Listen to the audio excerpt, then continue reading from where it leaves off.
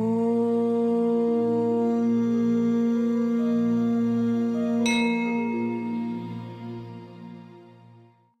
evening, everyone. We will shortly start our Guru Purnima celebrations today at our Dublin Center. When the program starts, it starts with puja. So we'll turn the camera over to the shrine area so that all of you can join in and view it. Devi Swarupai Shri Ramakrishna Namaha. Om Sarvamangala Mangalyam Varenyam Vardam Shubham Narayanam Namaskutya Sarvakarmani Karayam.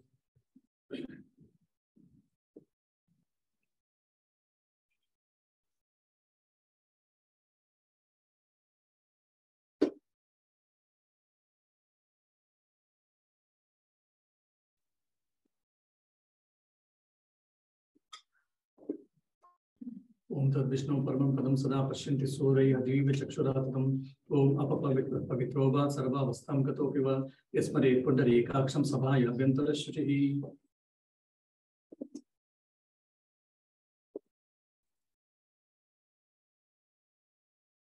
Umete Gandhapashpe Adha Shakti Adibhyo Namaha.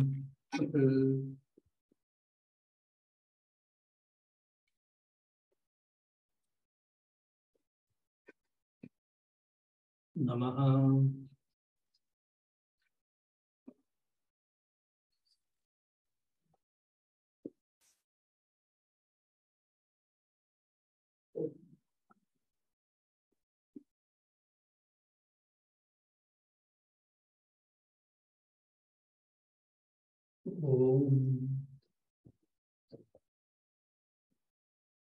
Om Gange Chemne Cheva Godavari Saraswati Narmade Sindhu Kaveri Jalesmin Sanidhim Kuru.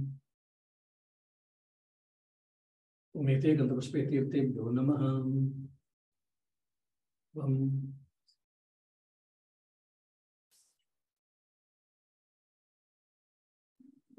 Om Dwara Devatabhyo Namaha. Umete Gandhapashpe Dwara Devatabhyo Namaha.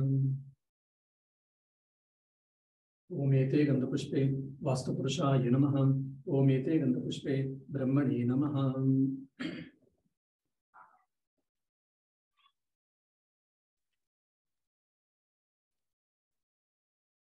Fat. Om Sarva Vijnana Sarvam Patpaha Upasarva Devota Yebu Tabu Puta Yebu Tabu Kartar Sprasham Shivarnaya. Om Raksha Rakshavim Patsvaha.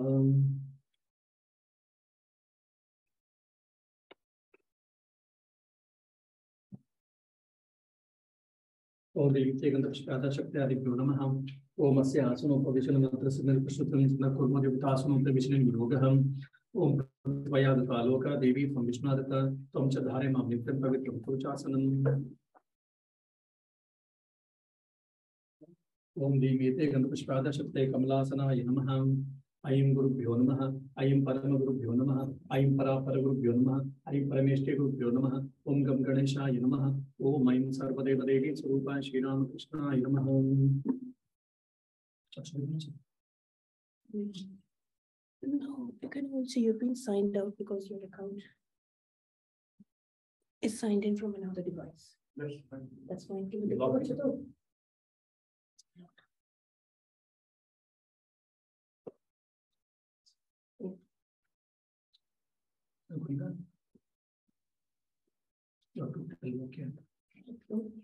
Okay.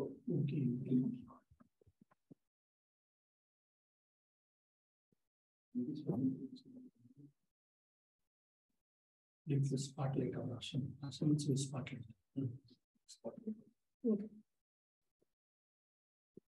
Some Fat Swaha, Kelim, Aim, Fat. Om Shatabhishekahum Fat Swaha, Om Shatabhishekahum Fat Swaha, Om Shatabhishekahum Fat Swaha, Pushpe Pushpe Mahapushpe Pushpe Pushpasambhave, Pushpe Chavatine Chamum Fat Swaha.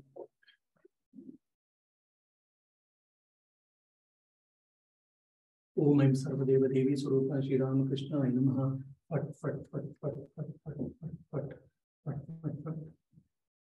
Om Astaya Fat. Om Aim Fat. Om Aim Fat.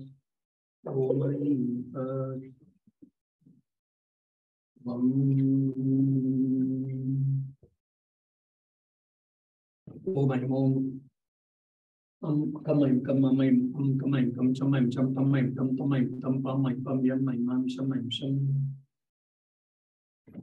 Ram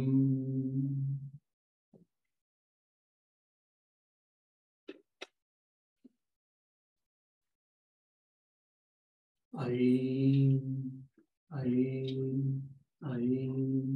Om Durge Durge Lakshmi Swaha Om Amum Fat Swaha.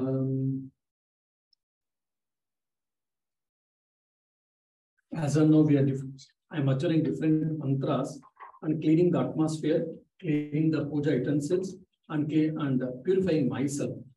Uttering different mantras, I'm praying God that please purify the place, purify the utensils and the worship materials, and purify me so that I will become divine. I will manifest my divinity and I will worship you.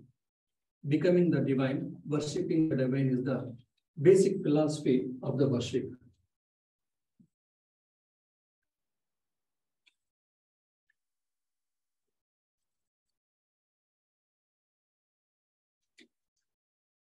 We'll sing the Guru Stotram now. It has been forwarded in Eire's chat. Yes. Are you able to open?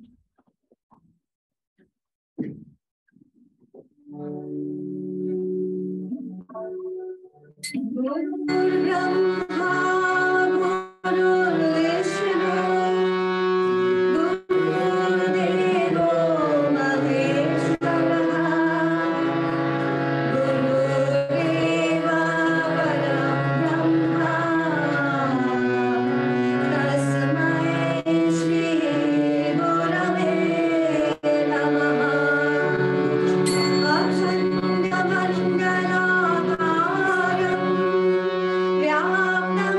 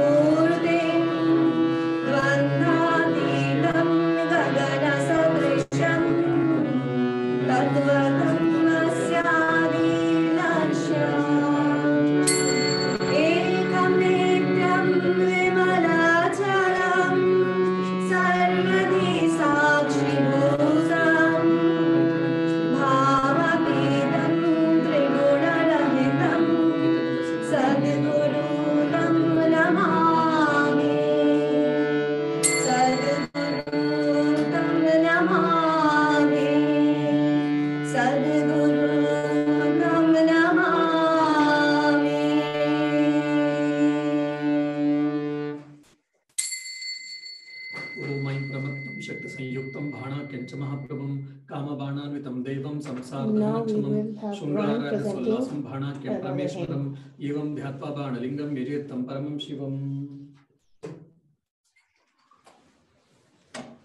ॐ ब्रह्मकं यजामहे सुगन्धिं पुष्टिवर्धनं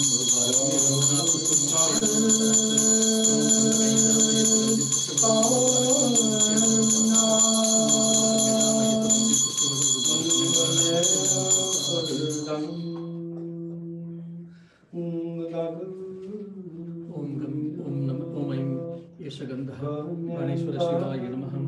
ओम ऐं इदं सचन्दनं पुष्पं बाणेश्वर शिवाय नमः। ओम ऐं इदं सचन्दनं बिल्वपत्रं बाणेश्वर शिवाय नमः।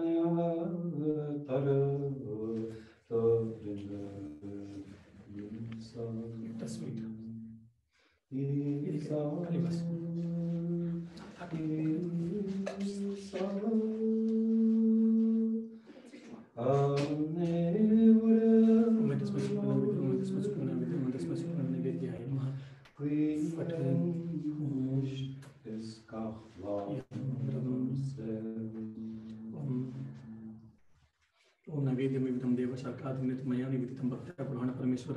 ओम अमिदं स्वप्न नैवेद्यं बाणेश्वर शिवाय नमः। ओम अमृतोपस्तरणमसि स्वाहा। ओम प्राणाय स्वाहा। ओम पानाय स्वाहा। ओम व्यानाय स्वाहा। ओम उदानाय स्वाहा। ओम समानाय स्वाहा।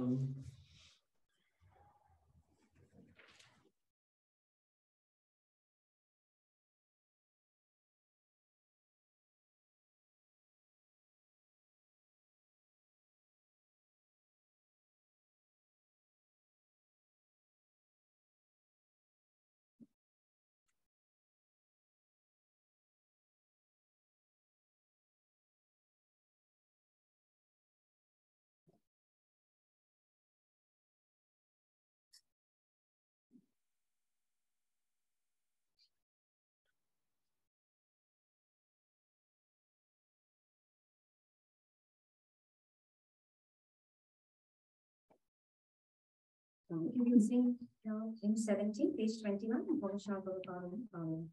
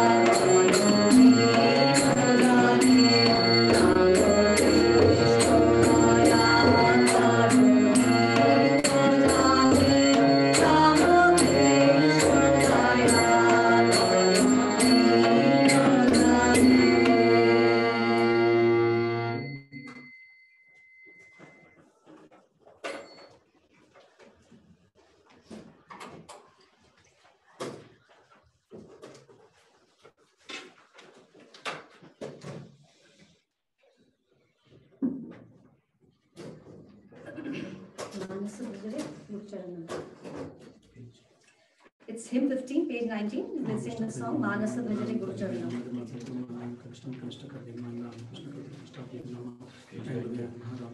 Page 19, hymn 15.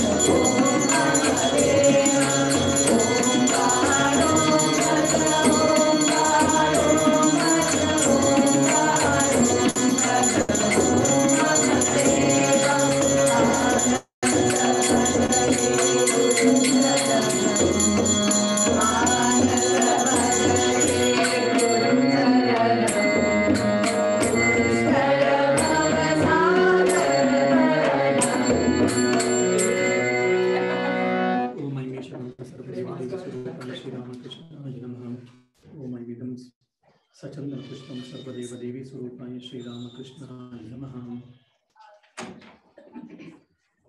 Om Aimidam Sachandra Sachandra Vilopatram Sarvadeva Devi Surupaya Sri Ramakrishna Namaha.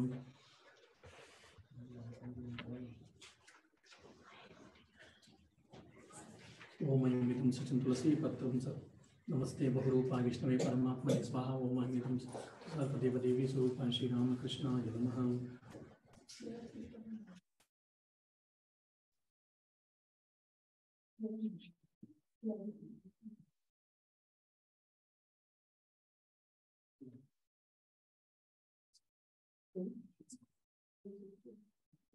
Om Aimidam Sarvadeva Devi Surupaya Sri Ramakrishna Namaha. Om Ramakrishna Vidmahe Vedanta Vaidhi Tanmode Bhakti Om Sarvadevtam Devam Vishwatam Vishwatam Om Vishwan Narayanam Devam Astaram Param Param Vishwata Paramanitim Vishwan Narayanam Adem Vishwan Vedam Purusattam Parim Vishwasyatmeshwaragam Satparam Shivam Narayanam Mahadneyam Vishwatmanam Narayanam. Om Aimidam एषदीपः सर्वदेव देवी स्वरूपाय श्रीरामकृष्णाय नमः रामकृष्ण विदर्भे गदाधराय जातवेदसे पुनर्वाम सोमं राशि यतो निदहाति वेदः अनस्पष्टरुद्राणि विद्वा नावेव सिंहं धरितात्मिः मन्यवर्णां तपकार्बलं बिम्बैरोचनीं कर्मफलेषु दुष्टां दुर्गां देवीं शरणमहं प्रपद्ये सर्वतर्षे नमः अग्ने त्वं पारयानं यो अस्माकं विदरति दुर्गाणि विश्वा तत्त्वे बहुलाः बुद्धि भवात् लोकाय तनयाय संयोगो तो मय्येति करो सर्वदेव देवी स्वरूपाय श्रीरामकृष्णाय नमः।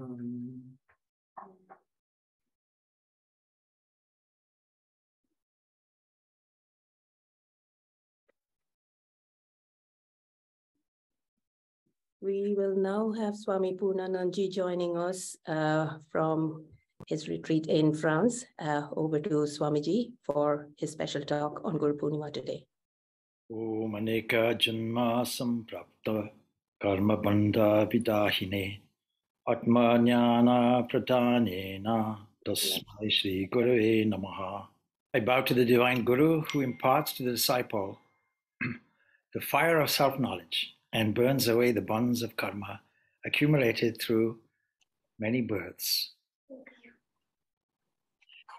So first of all, my greetings to all of you, and especially those who sent pranams to me today. This is the first time that I have been away from this Guru Purnima since I can remember. So naturally, my thoughts and blessings are with those who are my devotees. But we say my devotees, but before I go into the subject matter of Holy Mother as Guru, maybe I should say a few words about Guru itself. One Guru is there. We have to understand this principle. We call this Sat Chit Ananda, existence, consciousness, and bliss absolute. It is the only real description we have of the supreme principle that we call Brahman. And to understand how the Guru fits into all of this, we have to maybe make an image. There's a hilltop with a reservoir of water on the top representing divine grace, about to flow, potentially. And a pipeline has to take it down to the bottom of the hill to a town. There may be many faucets or taps. And so there's only one reservoir, there's only one flow. And so the Guru acts instrumentally as one of these faucets or taps. It is for this reason that all stotras are saying that the Guru and the Ishtadevata or God are the same thing. But it's not the human aspect. It is the Guru is prepared to be an open channel for divine grace to flow. And that means that they have to have access to the pipeline, which is called lineage, parampara, and the divine power that sits above it. So it's extremely important to understand this concept of Guru, seemingly derived from darkness, and the Ru, the destroyer of darkness, the one who facilitates the destruction of darkness, that leads you to a position that says that your own purified mind becomes the guiding light at a certain point and leads you thereon. So there are many kinds of gurus, and today we find a business of guruism, no doubt. We have to examine some qualifications. These can be explored in other talks tonight. But the one thing that is necessary is there has to be this open channel aspect. The Holy Mother was told that she would be a guru to many people, and she hardly suspected that this would be the same. This would be so. And yet, Sri Ramakrishna gave the Holy Mother all his fruits of all his sadhana. He himself considered her as the goddess Saraswati.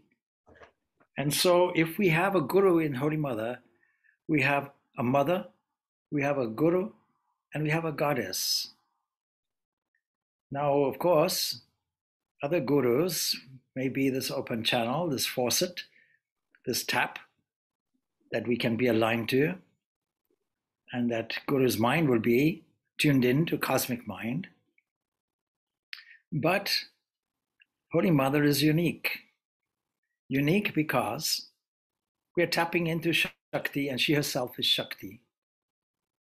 Somebody once remarked, Ramakrishna is a much better Guru than Holy Mother, because Ramakrishna cared so much for his select disciples.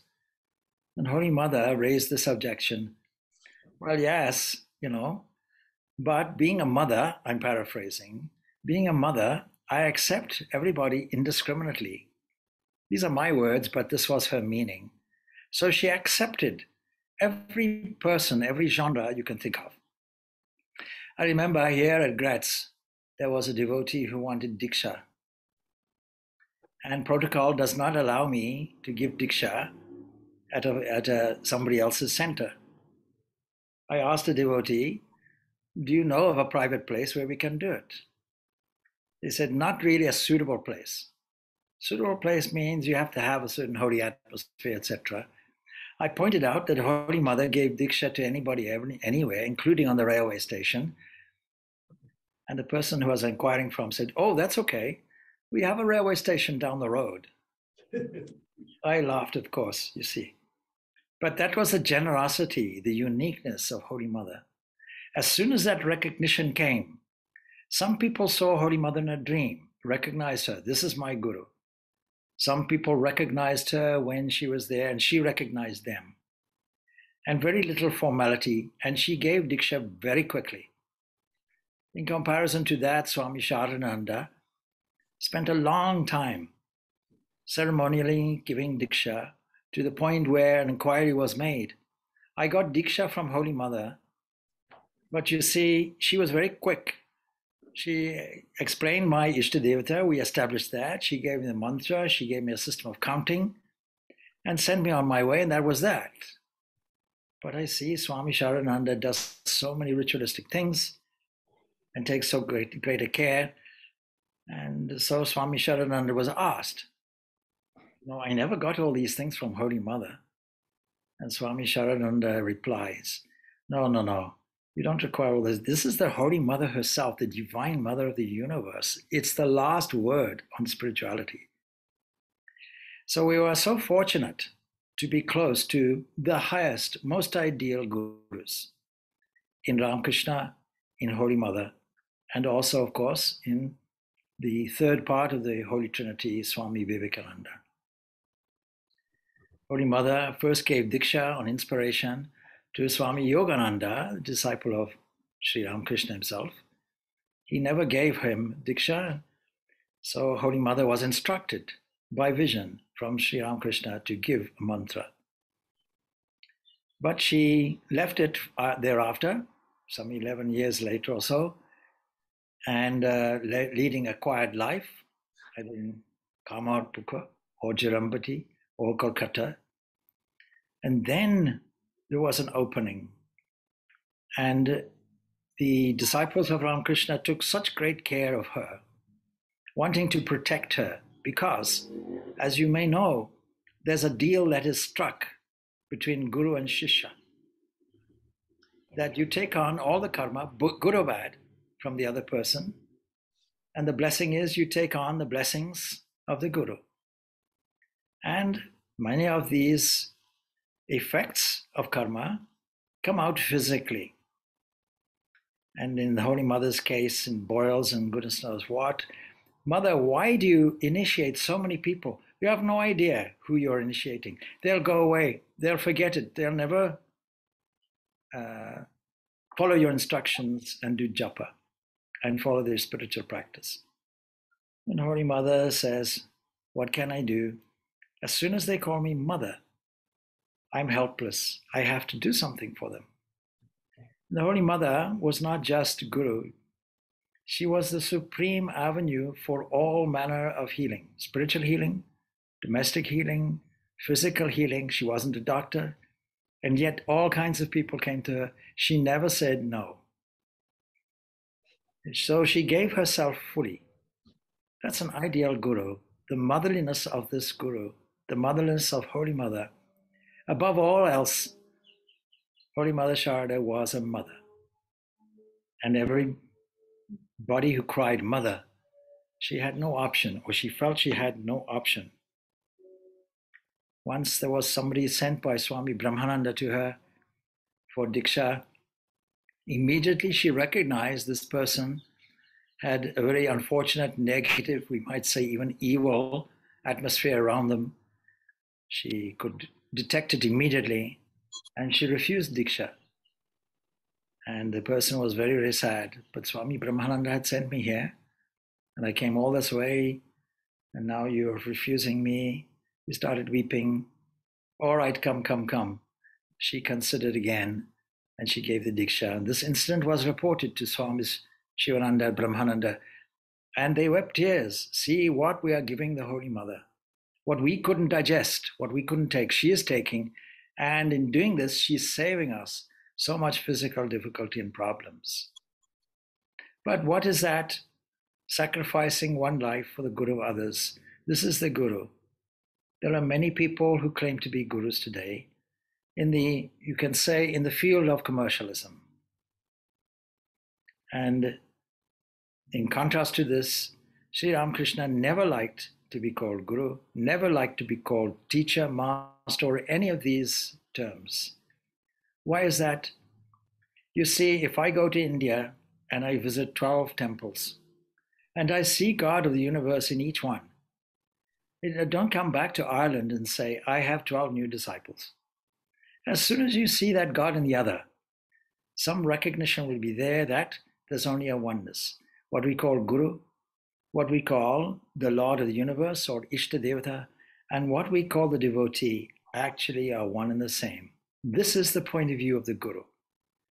The Shishya may decide and may honor the Guru as Guru, but the true Guru will never look at it this way. All his actions will be actions of love, actions of service, incomparable love, not asking for any reward. Swami Vivekananda defines love as a triangle, no fear, no reward, no rival.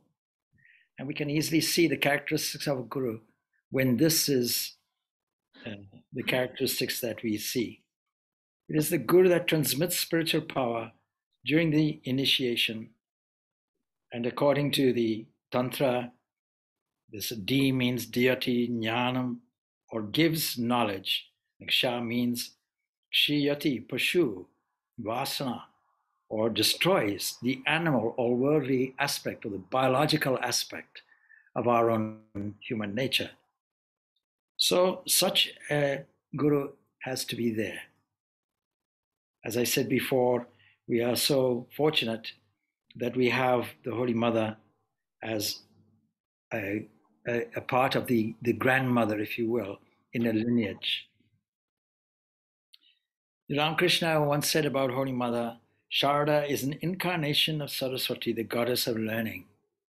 It's from the goddess herself that people got this Diksha. She was born to bestow knowledge upon others. And so right from the start, he knew her destiny. You will have thousands of children. She was often criticized by wagging mouths, wagging tongues. Oh, married to a monk, she will never have children. What a pity, what a pity. And Ramakrishna's retort ultimately was, no, thousands of children, more than she will be able to manage, or more than she will be able to count. My words, but the spirit is there. And so she was born to bestow knowledge on others. And he transferred, of course, the results of his own spiritual experiences to her. And he taught her various mantras relating to particular deities so that he could continue his spiritual ministry after his passing away. For this reason, the Holy Mother is the continuation of Sri Ramakrishna. We often think that Swami Vivekananda is the continuation of Sri Ramakrishna. And yes, in terms of his message, he was the voice box on the world stage of Sri Ramakrishna. But Holy Mother was really his successor. Holy Mother was the other side of the coin, was the Shakti to the Shiva, was the feminine aspect. And the feminine aspect, of course, He was devoted to the Divine Mother of the universe. Naturally, he considered the Holy Mother in a wonderfully divine and superior way. So she carried out his ministry, and therefore we find the goddess, Saraswati, acting as a guru, but also as a mother. It is this motherliness which is unique. Swami Gambhirananda in his book describes how these three aspects, goddess, guru, and mother, are blended harmoniously in the Holy Mother's life. He says, whenever she appears to us as the mother, we get a glimpse of her inherent power of imparting that true knowledge that dispels all ignorance. When we approach her as a guru, she draws us to her lap as a mother. And when we recognize the mother and guru in her, we find her seated transcendently in her own divine effulgence. In fact, we cannot discern where any of these mutually dependent aspects ends and where another begins, he writes. So although the Holy Mother appears as an affectionate and loving mother, it's a great mistake, of course, to consider her as an ordinary human being, and yet that's what many people took her to be. Hardly distinguishable. Some people say the most remarkable thing about Holy Mother's life was her absolute ordinariness, doing household chores, looking after family, to all intents and purposes, leading the life of a householder or a widow, going about all the household chores like any other person. And yet, she gives us the greatest wisdom on meditation, on japa, on spiritual practice, as we would expect any guru, not just for the initiated, but for everybody for all time. Her words on these subjects are invaluable. When you do japa, make sure that you do it with love, with sincerity, and also with submissiveness, with humility. And so we shouldn't consider her as an ordinary being. We should look behind the ruse that she puts on, the disguise which is there. Naturally, we expect that an embodied Shakti will have the characteristics of her gunas. She will be hiding her true nature. She'll be projecting a different image, but she'll also have the capacity to reveal everything to all and sundry, and everything to her devotees. So we consider here on this Guru Purnima, which is also Vyasa Purnima, of course, because Vyasa is seen to be the teacher of teachers, having done so much immense work, consolidated the Upanishads, the Brahma Sutras, authoring the Mahabharata, the Bhagavatam as well. So many things he did, revolutionizing, you might say, creating a turnaround in the events of the Vedic religion. It was Sister Nivedita who remarked and noticed that the whole story begins with somebody of the fisherwoman caste, Rani Raspani. And without that, no temple. And without the temple, no Ramakrishna, no Holy Mother, no Vivekananda. Subsequently, no Nivedita, if you might say. And so Vyasa also was the son of a fisherwoman. And she makes this comparison.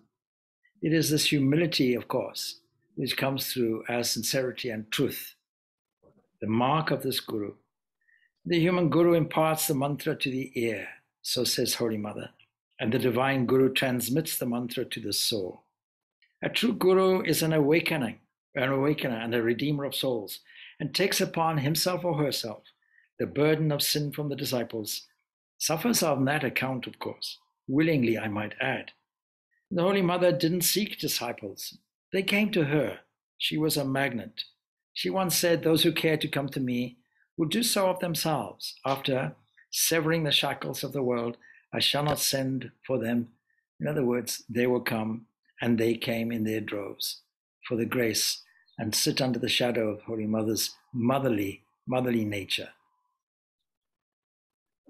Despite her suffering, when nobody came for initiation on a day, despite the fact that she was suffering from fever, she lamented and prayed, "Oh, What a pity. Today is wasted.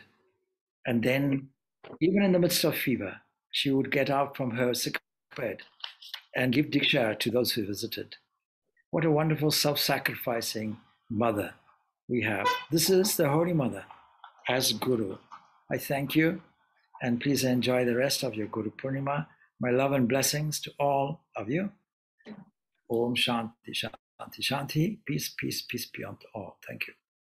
Thank you, Swamiji, for that beautiful exposition on Ma Sharda as Guru. Our next speaker today is Vishwajit Basu. He would read excerpts from the Gospel of Sri Ramakrishna.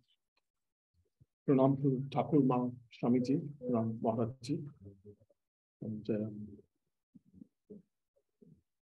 dear devotees and friends. So I'm going to read with various devotees, Sunday, October 26, 1884. And this is from the Gospels of Sri Ramakrishna. So it was afternoon, and many devotees were present in the master's room. Among them were Monomohan, Mohim Chandran, and M. They were joined later by Ishan and Hajra. Balaram and Rakhal were still staying at Vrindavan. The many young boys who at this time began to seek the master's company later became his intimate disciples. Latu lived with the master, and Jogin, a monastic disciple of Sri Ramakrishna, later known as Swami Jugananda, who lived in the village, was a frequent visitor. Sri Ramakrishna, happy child of the Divine Mother that he was, radiated a joy and peace that was reflected in the hearts of his devotees and found expression in their happy faces. They were seated on the floor and had their eyes fixed on the master, who was standing in a pensive mood like a boy. Master to Monomohan, I see Rama in all things. You all sitting here, but I see only Rama in every one of you. Monomohan, yes, sir, it is Rama who has become everything. But as you say, though all water is Narayana, yet some water is fit for drinking, some for washing the hands and face, and some only for cleaning pots and pans. Master, it is true, but I see that is God himself who has become everything, the universe and its living beings. Presently, the master sat down on a small couch near his bed. Master to Mohim Chandran, Charan, there is no question of my being truthful, but must I develop a mania for it? If I once say that I shall not eat, then it is impossible for me to eat, even if I'm hungry. Again, if I ask a particular man to take my water jug to the pine grove, he alone must carry it. If another man carries it, he will have to take it back. What a fix I am in, if there's no way out of it. Besides, I can't carry anything with me, neither food nor bitter leaf, but that means laying up for the future. I can't carry a little clay in my hand. Just then, a man entered the room and told the master that Hriday was waiting to see him in Jodu Mallik's garden near the gate. The master said to the devotees, I shall have to see Hriday. Please don't leave the room. He put on his slippers and went toward the east gate of the temple garden, M accompanying him. The road through the garden was covered with red brick dust. The manager of the temple, who was standing on the road, saluted Sri Ramakrishna. The master passed the north entrance of the temple compound, where the bearded sentries sat. On his left, he passed the kuti, the building used by the proprietors of the temple. Then he walked on down the road, which is lined on both sides with flowering trees, passing the reservoir on his right, and went outside the temple garden. He found Hriday waiting for him near the gate of Chudumullik's garden. At the sight of Master Hriday, who had been standing there with folded hands, prostrated himself before him. When the master told him to get up, he rose and began to cry like a child. How strange! Tears also appeared at master's eyes. He wiped them away with his hands. Hriday had made him suffer endless agonies, yet master wept for him. Master, why are you here now? Hriday, weeping. I've come to see you. To whom else shall I tell my sorrows? Sri Ramakrishna smiled and said to him, by way of consolation, one cannot avoid such sorrows in the world. Pleasure and pain are inevitable in worldly life. Pointing to him, that is why they come here now and then. They get peace of mind by hearing about God. What is your trouble? Hriday weeping. I'm deprived of your company, and so I suffer. Master, why? Was it not you who said to me, you follow your ideal and let me follow mine? Hriday, yes, I did say that, but what did I know? Master, I shall say goodbye to you now. Come another day and we shall talk together. Today is Sunday and many people have come to see me. They're waiting in my room. Have you had a good crop in the country? Hriday, it isn't bad. Master, let me say goodbye, come another day. Hriday again prostrated himself before the master, who started back to his room with M. Master to M. He tormented me as much as he served me. When my stomach trouble had reduced my body to a couple of bones and I couldn't eat anything, he said to me one day, look at me, how well I am, I eat. You just taken a fancy you can't eat. Again, he said, you're a fool. If I weren't living with you, where would your profession of holiness be? One day, he tormented me so much that he stood on the embankment ready to give up my body by jumping into Ganges, which was then at flood tide. M became speechless at those words of master. For such a man, he had shed tears a few minutes ago. Master to him, well, he served me a great deal, and then why should he have fallen on such evil days? He took care of me like a parent bringing up a child. As for me, I would remain unconscious of the world day and night.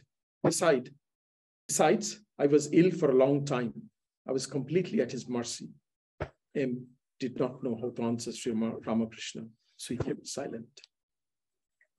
Sri Ramakrishna returned to his room and sat on the small couch. The devotees had been waiting for him eagerly. Several devotees from Purnima had arrived.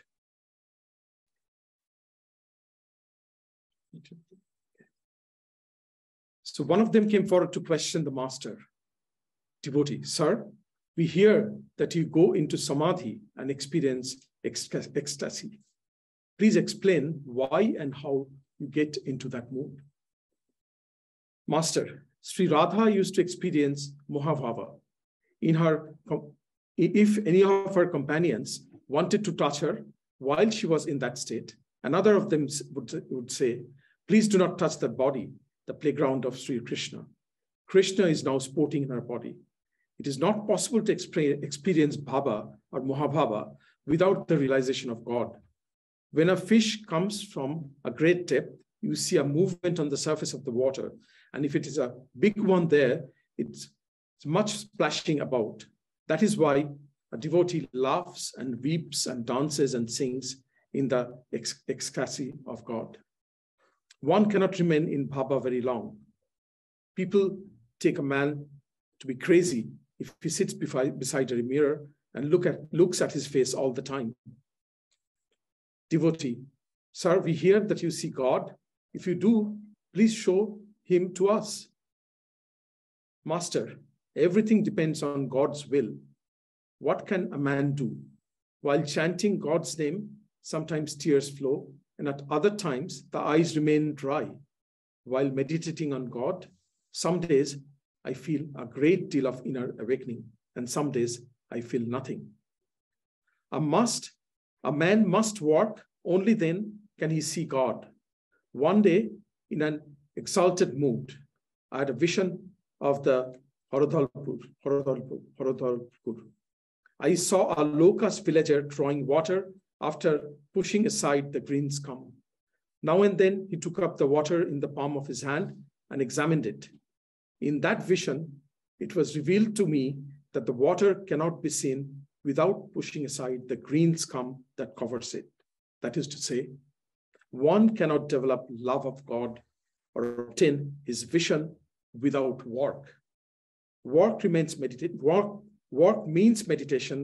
japa, and the like. The chanting of God's name and glories is work too. You may also include charity, sacrifice, and so on. Okay, so pranam to all of you.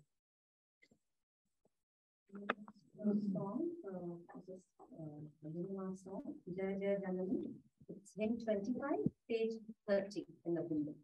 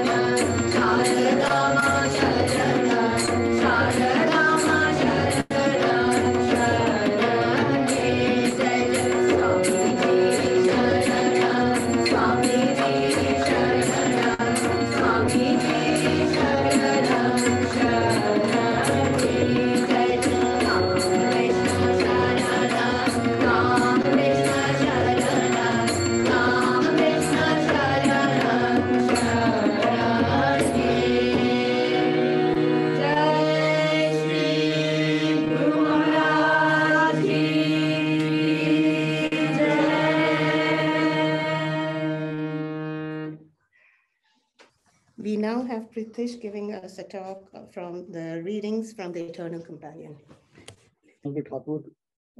Pranam, respected Maharajas, and all my fellow devotees. I will read a few paragraphs from this book, The Eternal Companion. It's written by Swami Prabhavananda, and it's about life and teachings of Swami Brahmananda. The chapter I'm going to read, rather the few paragraphs, are from whatever he has heard and seen as Swami Brahmananda as a guru. So, Maharaja's Guru is the name of the chapter, chapter 5. Sri Ramakrishna once said, when the lotus blooms, bees come of their own accord to gather the honey. When the lotus of a man's heart blossoms in the joy of God, spiritual aspirants will swarm to him. Many times we have watched Maharaj sitting among a crowd of devotees. One moment he would be as happy and playful as a child. Then suddenly his mind would become indrawn and the whole atmosphere would vibrate with the presence of God. At such times, those who had come to visit him would find that all their doubts and problems had been solved. They would rise and leave his presence, exalted and comforted, though not a single word had been spoken.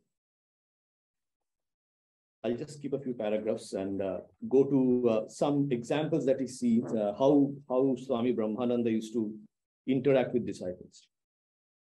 Maharaj recognized his future disciples at first sight and bound them to him at once with an indescribable love. Even as he met them, he knew which spiritual path each should follow. Two young college boys came to visit him. To one of them, he said jokingly, "Let me see your palm." As he looked at it, he remarked, "You have a tendency toward worldly enjoyments, but by the Lord's grace, you may be able to overcome it." Swami Premananda, who was present, asked Maharaj to look at the other boy's hand also. He replied smiling, "I don't need to." Hearing this, the other boy, and this other boy later became Swami Yatishwarananda. So hearing this, the other boy felt sad.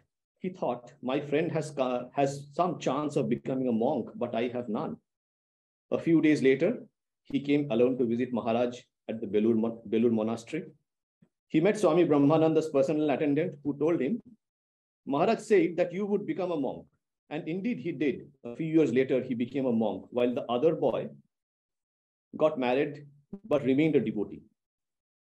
Before Yatishwarananda became a monk, Maharaj told him, give your body and mind to worldly enjoyments, and the world will destroy them both. Devote them to God and his service, and you will enjoy bodily health, peace of mind, and spiritual joy.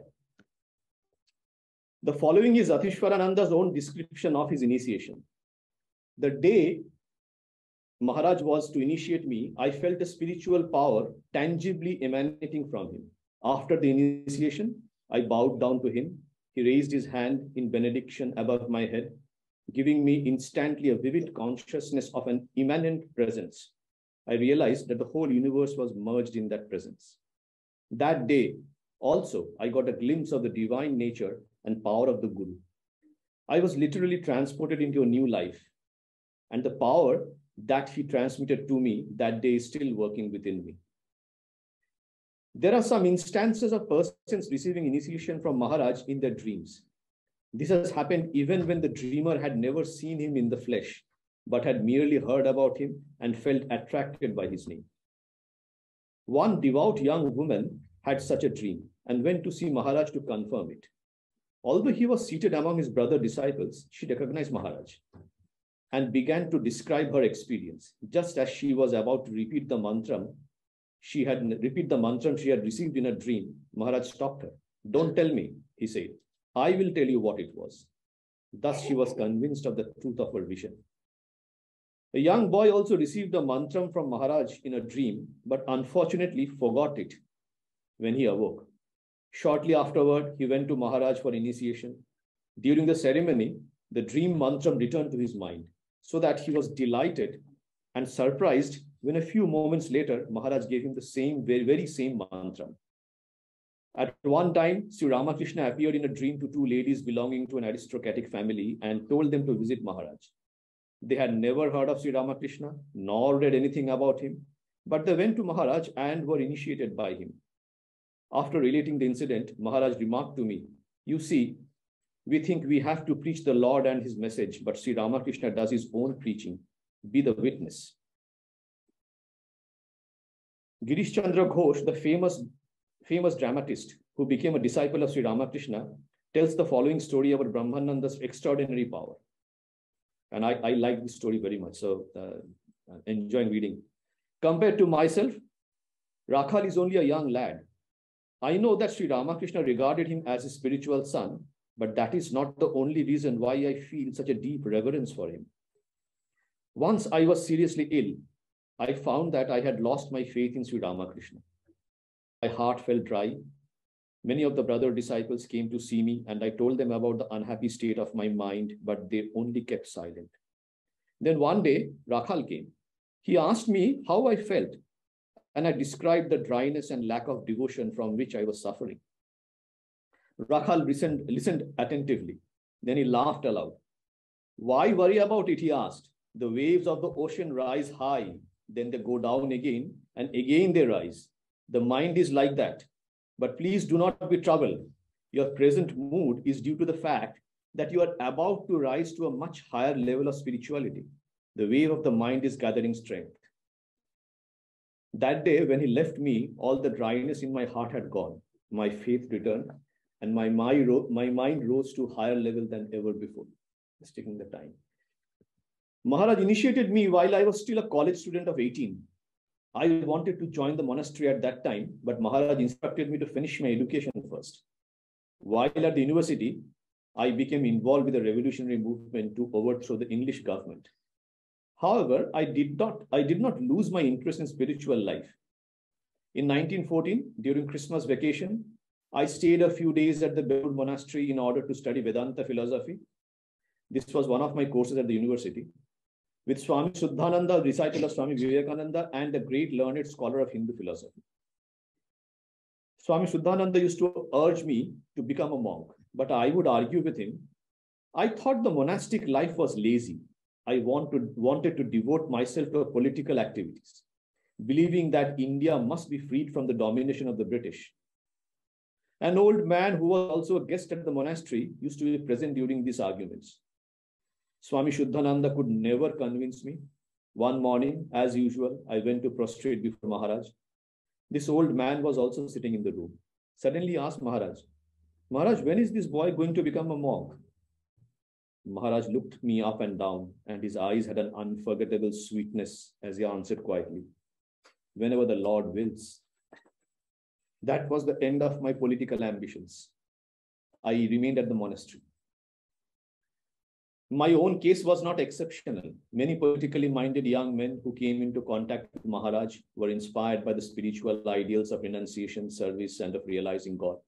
They began to realize that the awakening of India would never come through political action, but only through an intensification of the nation's spiritual life. And that this awakening would benefit not India merely, but all mankind. Maharaj had wonderful insight into the character and spiritual growth of individuals. A friend of mine, whom he knew, renounced the world and went to Rishikesh to practice austerity. He would not accept the guidance of any guru. After a few months' practice, he wrote me, saying that he had attained samadhi. At that time, I was with Maharaj at Kankhal, and I told him the substance of my friend's letter. "Why?" exclaimed Maharaj. "I saw him about 10 days ago. I looked into his eyes. He has not had samadhi. No doubt he has had some kind of mystic vision, the vision of light perhaps, and he mistakes that for samadhi. An aspirant is often led astray like that when he has no guru to advise him. Samadhi, is it an easy matter to attain samadhi? We saw Swamiji in samadhi only a few times. Sri Ramakrishna alone we saw in samadhi many times each day and night." Then he quoted a verse from Mundaka Upanishad. "The knot of the heart, which is ignorance, is loosed.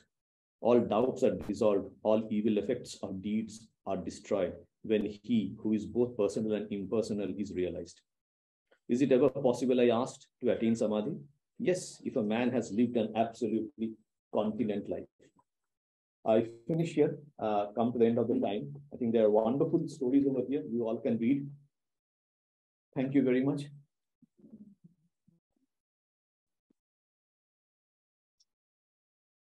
We now have a talk by our Swami Shantivratanandaji on Guru and Disciple. Ajnanatimidandasya Gnananjana Shalakaya Chakshurun Melitam Yena Tasmai Shri Gurave Namaha. I bow down to the teacher who bestows the knowledge, and with that knowledge, my all ignorance is removed, and I will get self-realization. Om, peace, peace, peace. My dear devotees, my namaskars to Swami Purnanji Maharaj, and love and best wishes to all the devotees assembled here and also participating in the online. Today I'm supposed to talk on the subject qualifications of the teacher and also the student.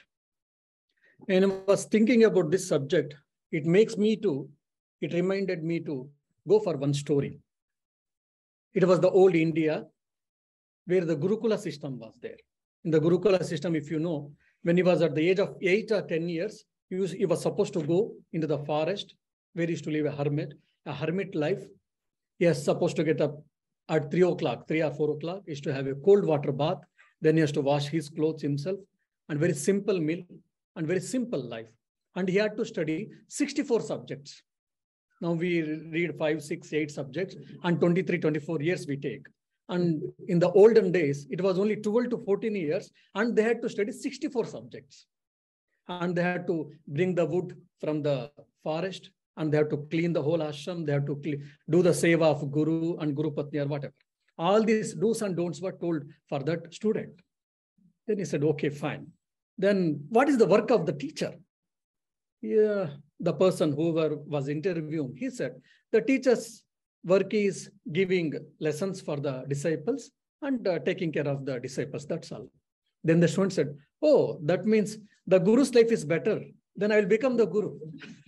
Because I have to get up early morning, I have to bring the wood, I have to clean the ashram, and I have to do so many things, and I have to do so many things. Instead of that, Guru is only teaching. So I'll become better to be the Guru. So like that, many of the time we think that we can become Gurus, and we are Gurus, or we can become Gurus. But Swami Vivekananda, Sri Ramakrishna, Holy Mother Sharda Devi, and all the great people, they have narrated who can be the Guru.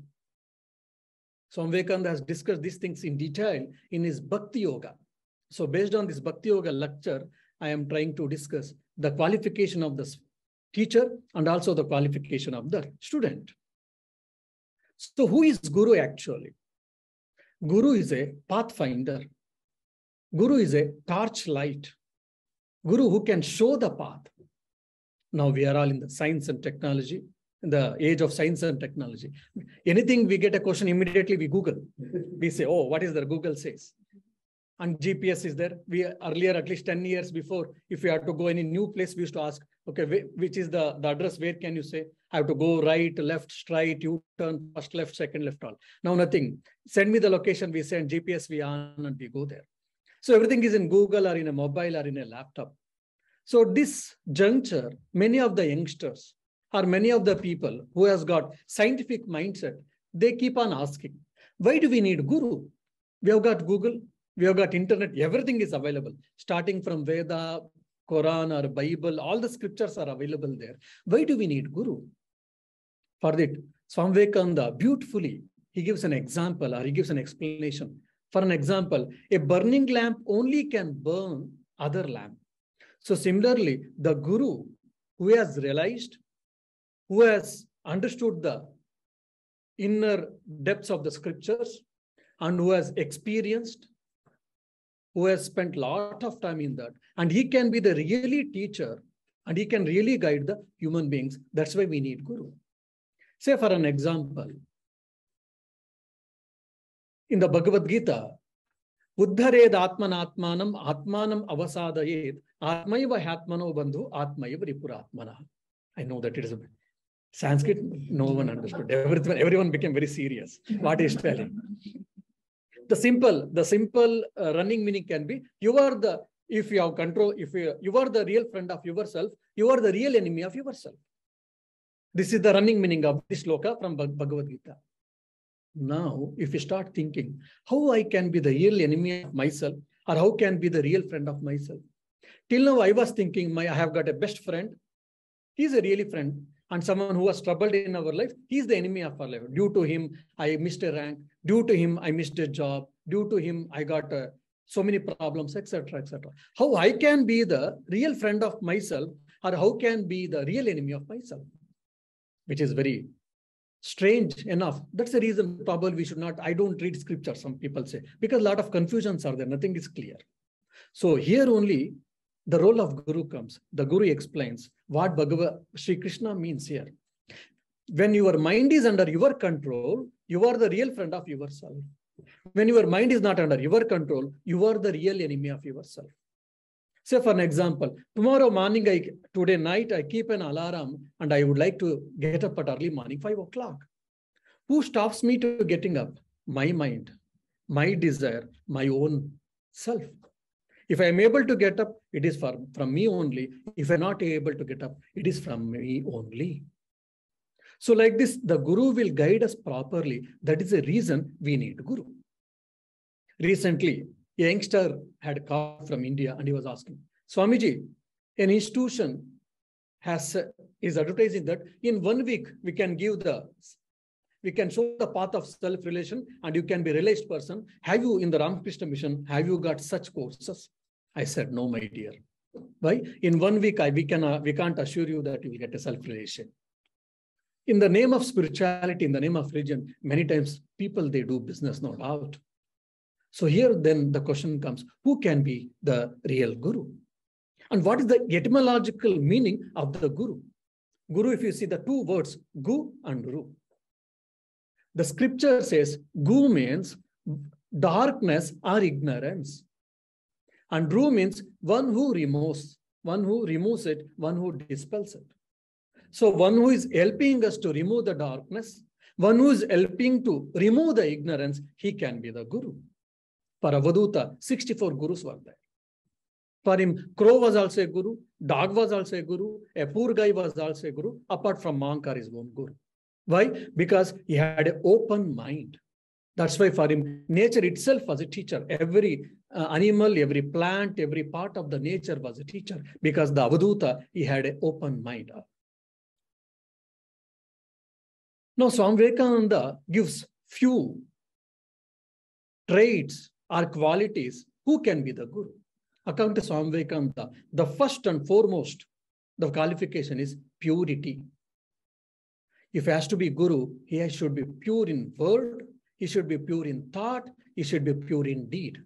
The same thing has been told beautifully by Sri Ramakrishna, Manmukh ek karo.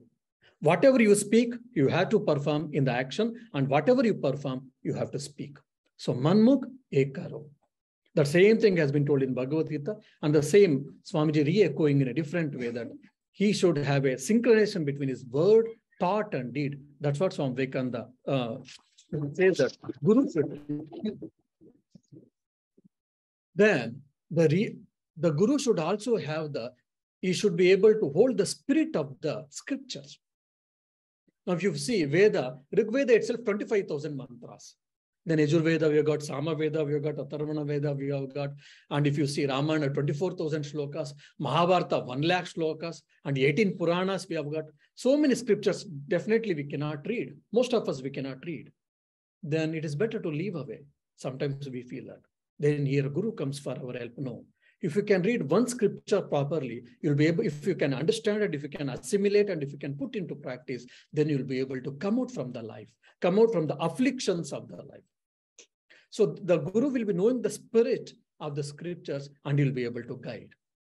For this, Swami Vivekananda himself takes an example of Sri Ramakrishna's immortal gospel. Some of the youngsters went to mango orchard. There are so many mango trees, types of mango trees were there. Some people started, okay, this mango tree belongs to what type of mango this is? How many branches are there? How many leaves are there? Someone said, okay, there are how many types of mango trees are there? Let us count. Someone said, I'm good at maths. I will start counting number of branches in every tree. Like that, people started arguing and they started calculating in the given time. Even fellow, a young chap, he climbed the mango tree and he plucked few mangoes and he started enjoying. He never counted how many leaves. He never counted how many branches. He never counted how many trees. He never counted how many types of varieties of mangoes are there. Whatever the mangoes were available, he plugged it and he sat in one corner on the tree and he started enjoying the mangoes. Sri Ramakrishna gives this example. Swami Vivekananda also takes this example. See how foolish people, when they went into the mango orchard, they were busy in counting the trees and branches and leaves, and this fellow started enjoying the mangoes. So this is what the scriptures. And quoting this, he tells to Swami Turiyanji Maharaj, apostle of Sri Ramakrishna, why you are not coming from last few days? When Sri Ramakrishna asked Turiyanji said, I'm busy in studying Vedanta. Pages after pages, books after books he was reading in his youth days, when he was adolescent. Sri Ramakrishna tells, oh, you are studying Vedanta, books after books. What is after all the gist of the Vedanta? When Sri Ramakrishna asked, Turiyanji was scratching his head. He was not able to tell in a one sentence or in a one word. Sri Ramakrishna told, Brahma Satyam Jagan Mithya. This is what the essence of Vedanta, isn't it? Brahman alone is real. The world is an appearance. The world is not non-existent. We always confuse with appearance and non-existent. The world is not non-existent. The world is there, but we are not seeing as it is. That's what Vedanta means. This is not the gist of the Vedanta. Is it not, Hari? For Swami Turiyanji, when Sri Ramakrishna said, Swami Turiyanji started feeling, yes, I was reading books after books, but this idea never came to my mind. The whole gist of the books, thousands of books, he has been boiled down, and just in a one sentence, Sri Ramakrishna has given, this is the essence of the Advaita Vedanta. And he could understand what is Advaita Vedanta. Based on that, he was able to build up his life. So the Guru should know the essence of the scriptures and he will be able to guide properly. And the third is, many people, they ask these questions to us also. So I'm asking now only, please don't ask me this question.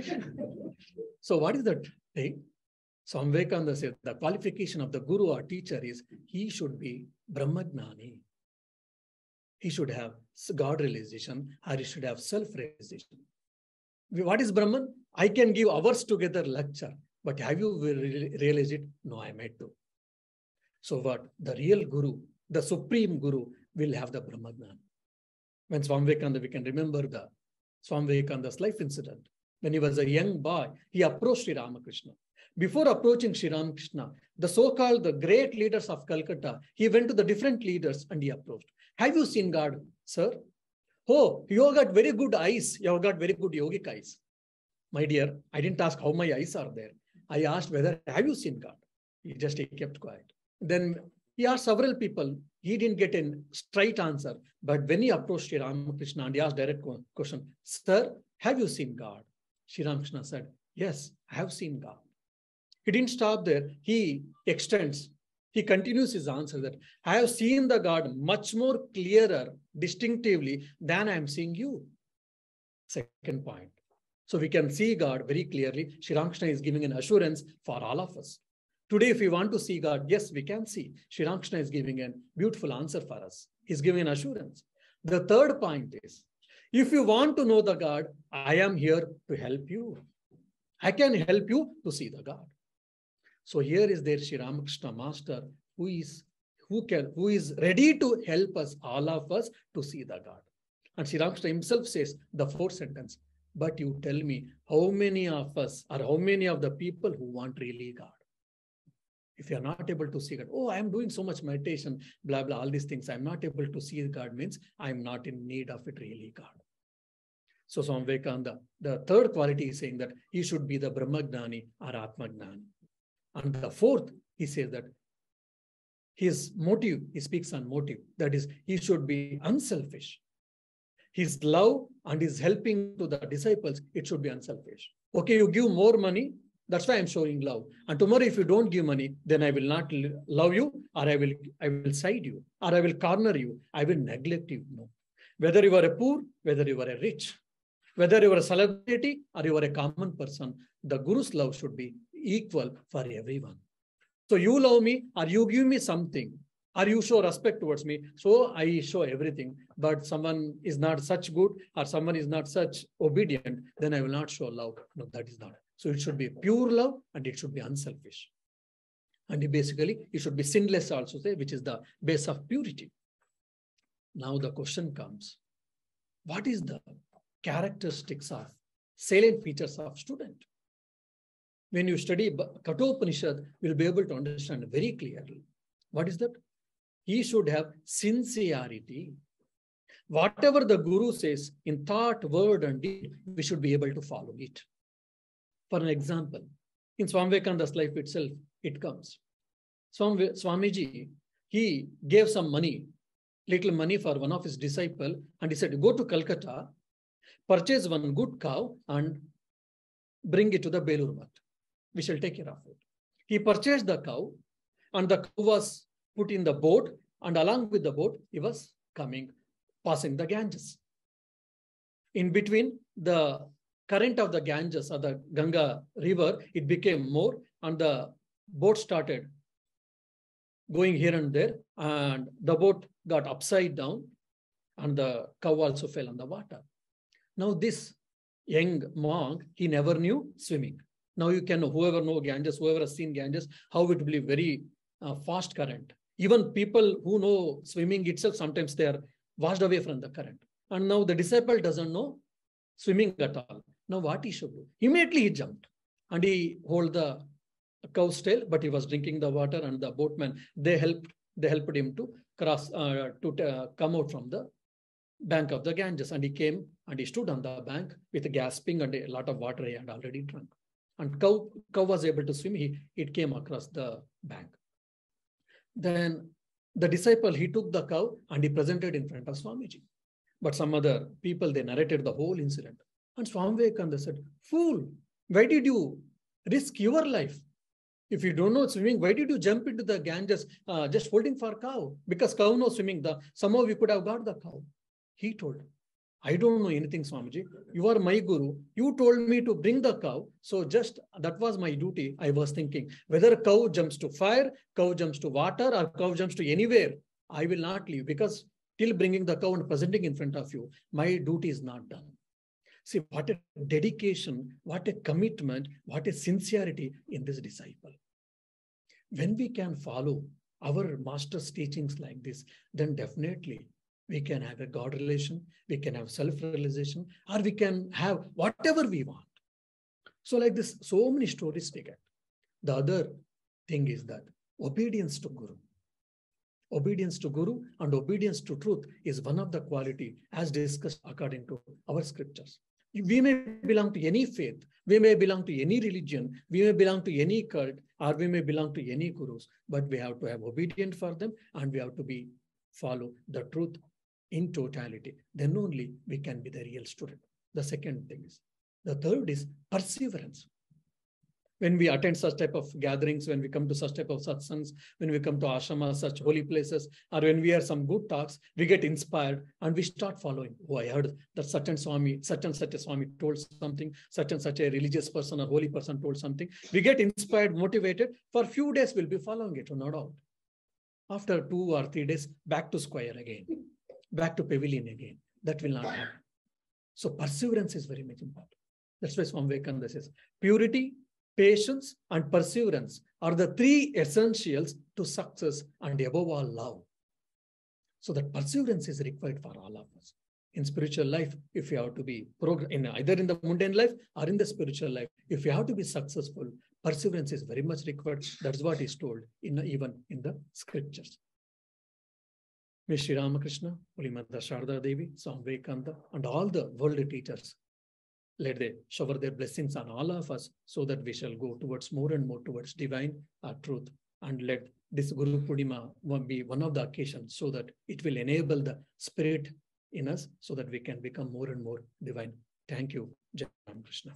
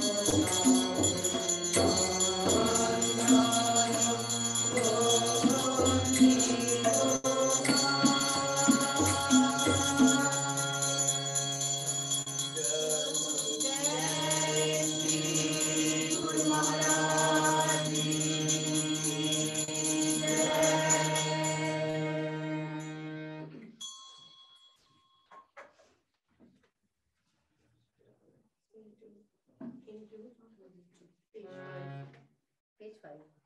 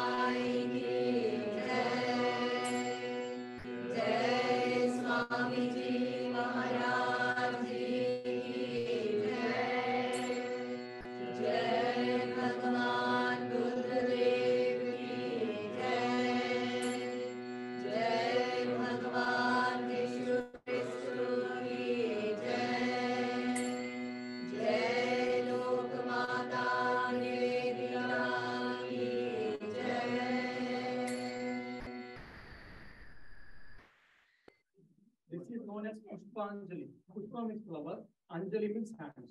So giving in the hands, both hands. So in the Tantra Shastra, it is told that when we are not able to do any perform puja, there is a shortcut. What is the shortcut? When we offer Pushpanjali for the Lord, it is as good as equal to puja. And tomorrow you should not ask Swamiji in our houses, instead of doing puja, if you give Pushpanjali, then cannot. It is given extreme conditions or extreme situations, not all the time.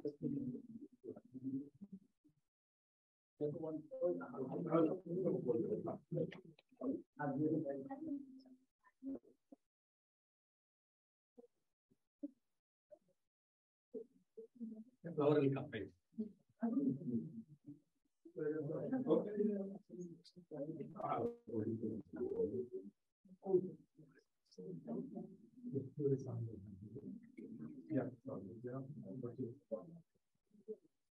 Yeah, pass the plate. Pass the plate.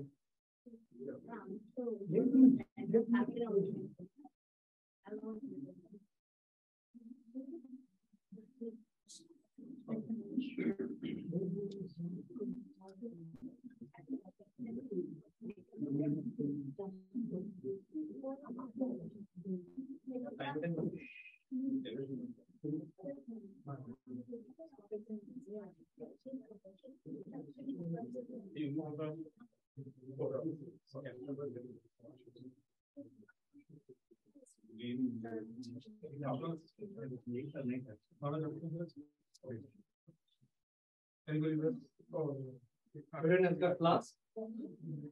Yeah.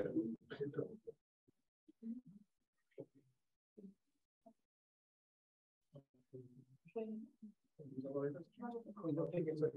can hold on all classes, but Brian, flood is there. just repeat after me. Om Aim Esha Sachandana Pushpanjali Sangaya Savarnaya Sashaktikaya Sapashadaya Sarva Deva Devi Swarupaya Shri Ramakrishnaya Bhaushata Om Aim Esha Sachandana Pushpanjali Sangaya Savarnaya Sashaktikaya Sapashadaya Sarva Deva Devi Swarupaya Shri Ramakrishnaya Bhaushata Om Aim Esha Sachandana Pushpanjali Sangaya Savarnaya Sashaktikaya Sapashadaya Sarva Deva Devi Swarupaya Shri Ramakrishnaya Bhaushata Om Stapakaya Dharmasya Sarva Dharma Swarupine Avatara Varishtaya Ramakrishnaya Te Namaha. Mentally, you can offer all your prayers to fulfill all your wishes, and mentally you offer the flowers to the holy feet of the Lord, and the volunteers will come with the plate. You can offer the flowers physically in the plate. This brings us to the end of today's session here. Pranams to the Holy Trio, and wishing you all a very happy Guru Purnima again. Thank you.